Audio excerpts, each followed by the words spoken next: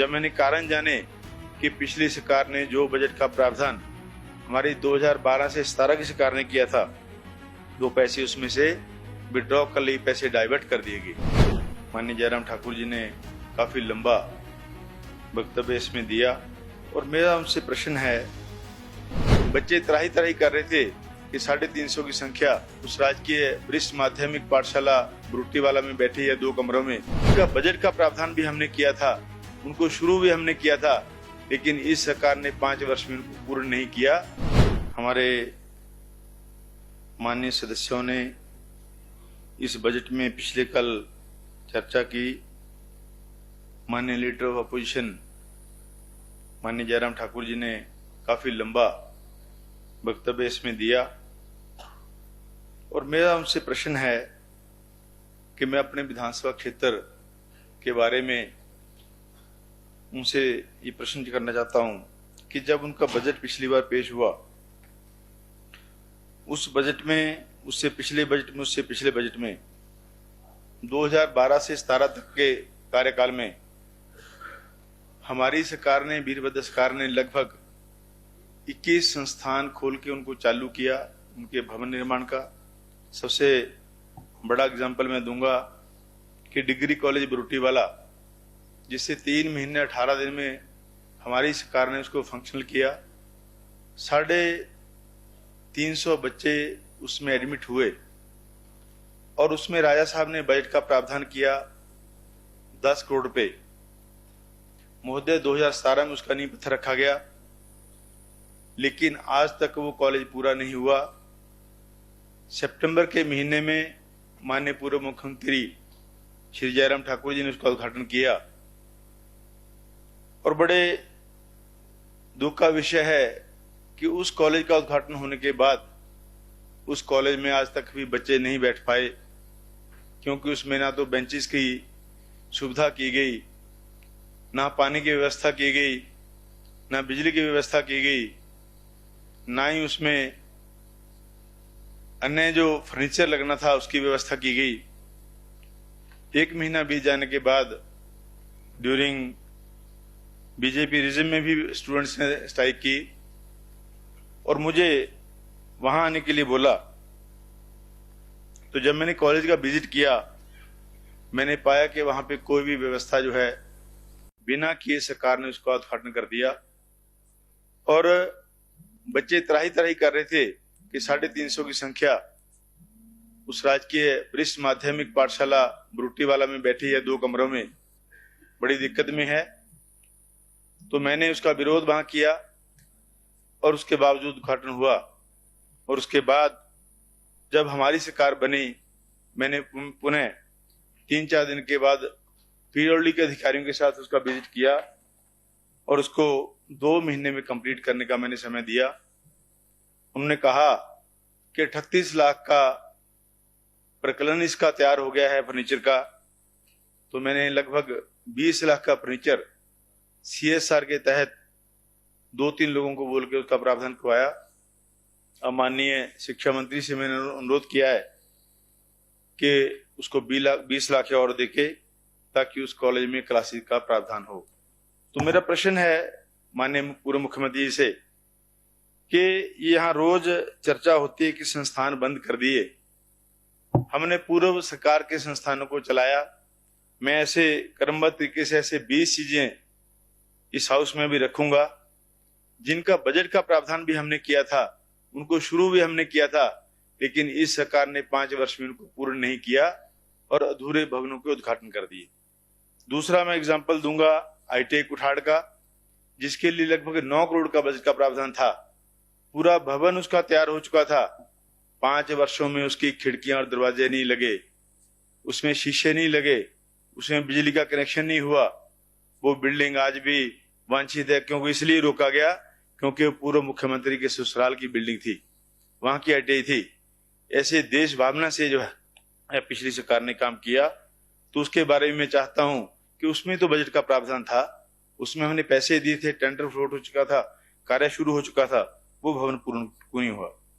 इसी तरीके से ITI पट्टा की मैं बात करना चाहूंगा, जिसके 2 ब्लॉक बनने थे, उसके लिए भी 5.5 करोड़ के बजट का प्रावधान करके टेंडर के बाद, टेंडर अलॉटमेंट के बाद उसका कार्य जो है वो शुरू हुआ और उसका लगभग 25% काम जो है हमारी सरकार में हो चुका था। लेकिन इन 5 वर्षों में इस सरकार ने उसका पूर्ण करना तो बहुत दूर, एक ब्लॉक भी उसका कंप्लीट नहीं किया। जब सरकार का जाने का वक्त हुआ उस समय उन्होंने कहा कि एक ब्लॉक का उद्घाटन करने के लिए इसको फटाफट लिपापोती कर दें। मैं पूछना चाहता हूं इनसे कि बिना बजट के प्रावधान की जो हमारी सरकार ने संस्थान बंद किए हैं उसमें कोई गलत नहीं हुआ।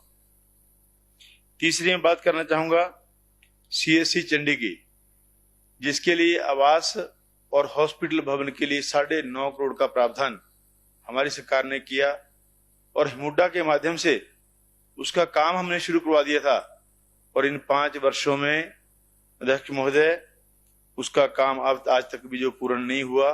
तो अभी मैंने 2 बार उसका विजिट किया, लगभग 6 महीने का समय उनको और लगेगा।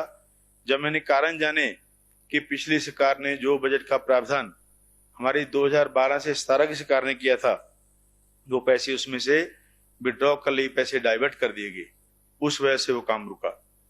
तीसरा मैं बात करना चाहूंगा सिविल हॉस्पिटल बद्दी की। पूर्व स्वास्थ्य मंत्री ठाकुर कौल सिंह जी ने उसका नींव पत्थर रखा, मैं विधायक था और 5 करोड़ की राशि हमने उसको अलॉट की और बजट का प्रावधान करके उसका काम शुरू करवाया। लेकिन 5 वर्षों में आज तक भी उसका काम जो है अधूरा है। अभी भी जब मैंने विजिट किया उसको 6 महीने का वक्त जो है उस भवन को लगेगा। मैं पूछना चाहता हूं, जब ये दावे सामने से करते हैं कि हमने पिछली सरकार के खोले गए संस्थानों को, पिछली सरकार द्वारा चलाए गए कामों को हमने बदस्तूर रखा, उनको चलाया, ये एग्जाम्पल मैं आपके सामने इस हाउस को बताना चाहता हूं। तीसरा बस अड्डा बद्दी की बात करना चाहूंगा, जिसकी जमीन जो है वह से लगभग 6 साल पहले ट्रांसफर हो चुकी थी ट्रांसपोर्ट विभाग के नाम और PPA मोड पे उसका टेंडर भी हमने फ्लोट किया था।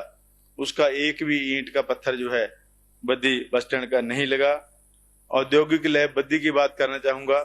BBND के माध्यम से उद्योगों के लिए औद्योगिक लैब का भवन जो है निर्माण हमने किया, मात्र खिड़कियां रह गई थी, उसकी व्हाइट वॉश रह गई थी, वो व्हाइट वॉश नहीं हो पाई और उसकी खिड़कियां जो है वो आज तक अधूरी हैं। इसका जवाब भी मैं विपक्ष से मांगना चाहूंगा। तीसरा, हमारे 2 शिक्षा खंड कुठाड़ में और पट्टा में हमारी सरकार के समय मैंने खोले और उनका काम हमने शुरू करवाया और पिछले 5 वर्षों में उनका एक भी ईंट का पत्थर वहां नहीं लगा। अभी माननीय शिक्षा मंत्री जी से मैंने निवेदन किया, 25 लाख रुपए की राशि कुठाड़ भवन के लिए और 25 लाख की राशि मैंने पट्टा भवन के लिए मांगी, जिसके लिए मैं धन्यवाद करना चाहूंगा रोह ठाकुर जी का कि उन्होंने कुठाड़ कार्यालय के लिए 25 लाख जो है वो जारी कर दिए हैं इस बजट में।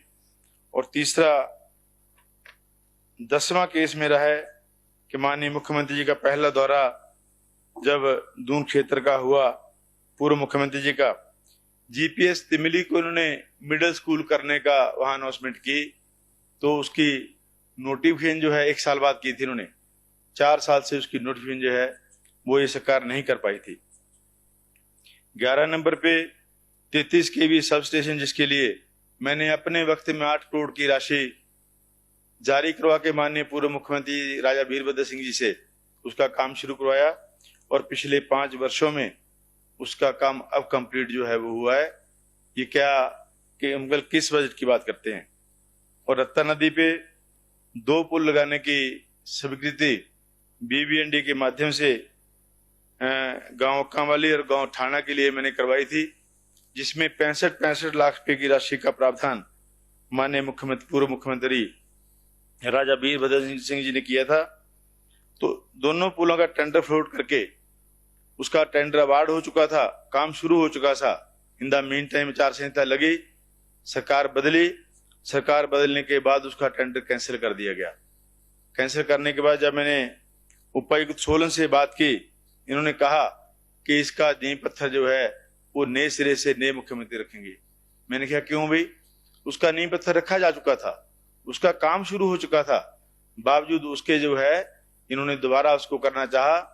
तो DC महोदय का जवाब था कि जो पुल आपने दिया था उसका स्पैन छोटा था, अब हम जो तप्पड़ पड़ा है खाली जहां पानी नहीं जाता है उसमें ही पुल लगाएंगे, और दोनों जो पुल हैं उनका पैसा इकट्ठा करके एक पुल लगाएंगे। तो मैं माननीय जयराम जी से जानना चाहूंगा कि उसमें हमने बजट का प्रावधान भी किया था, उसका टेंडर भी लग गया था, काम भी शुरू हो गया था। तो ये कैसी सरकार चलाई कि 5 वर्षों में केवल एक पुल भी कंप्लीट नहीं हुआ, और दूसरे पुल का काम अभी जो है मैंने अभी स्टार्ट किया है। लाइफ टाइम्स टीवी लेकर आ रही है जूनियर डांसर्स के लिए शानदार मंच, हिमाचल डांस चैंपियनशिप। 16 साल तक के डांसर्स के लिए चमकने का सुनहरा मौका, सोलो ग्रुप और ड्यूट कैटेगरी में स्टेट लेवल का कंपटीशन, वीआईपीज और सेलिब्रिटीज की उपस्थिति में रंगारंग फिनाले। ऑडिशंस की डेट्स जल्द अनाउंस होंगी। देखते रहिए लाइफ टाइम्स टीवी, हिमाचल का सबसे लोकप्रिय डिजिटल न्यूज मीडिया चैनल।